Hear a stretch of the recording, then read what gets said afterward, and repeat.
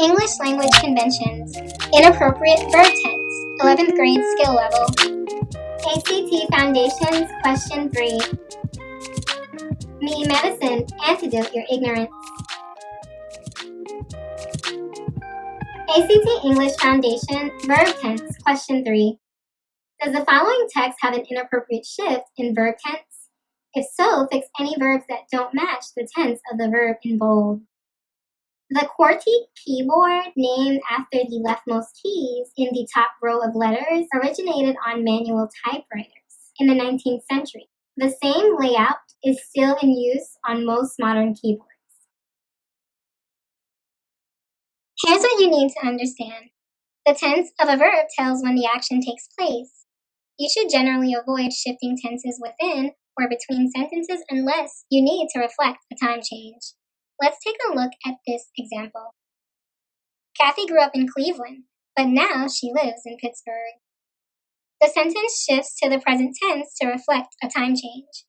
This is appropriate in this instance. We shift from Kathy's younger years as indicated by the verb phrase grew up, and then to her present adult self with the verb lives. As I previously stated, this shift in tense is appropriate. Or check out this second example. Rachel grabbed the microphone and sings to the crowd.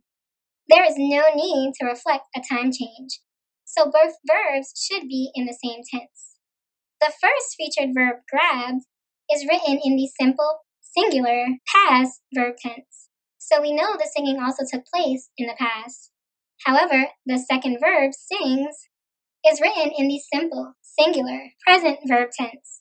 There is no need to reflect a time change. Both verbs should be in the same tense in this instance.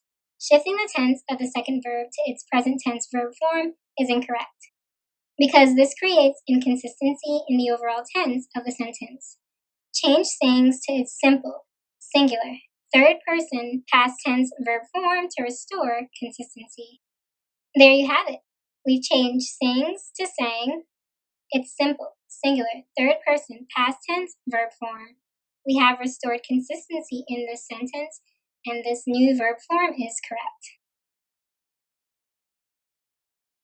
However, you may shift tenses if you need to use the present tense to state a general truth.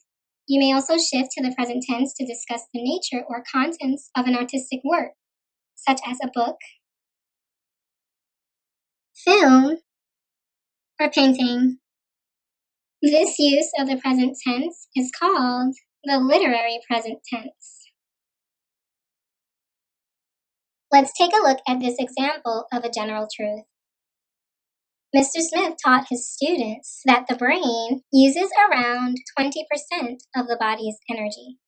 The sentence shifts to the present tense to state a general truth.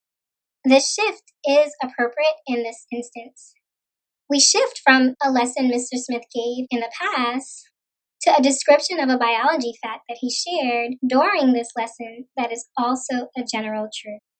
Hence, our use of a shift to the present tense is warranted. Let's take a look at this example of the literary present tense. Shakespeare wrote Romeo and Juliet in the late 1500s, but the play explores themes that are still relevant today. The sentence shifts to the present tense to discuss the nature and contents of the artistic work, Romeo and Juliet. This tense shift to the present is appropriate in this instance. Alright, back to the original question now for the solution. Look at the verb in bold originated. It is in the past tense. However, notice that the second verb is written as a simple, singular, third person, present tense verb form. With the verb is, the sentence shifts to the present tense to discuss the general truth that now the QWERTY keyboard is still in use on most modern keyboards. This shift to the present tense is appropriate in this instance. What follows the verb is an example of a general truth. No edit is required. This verb form is correct.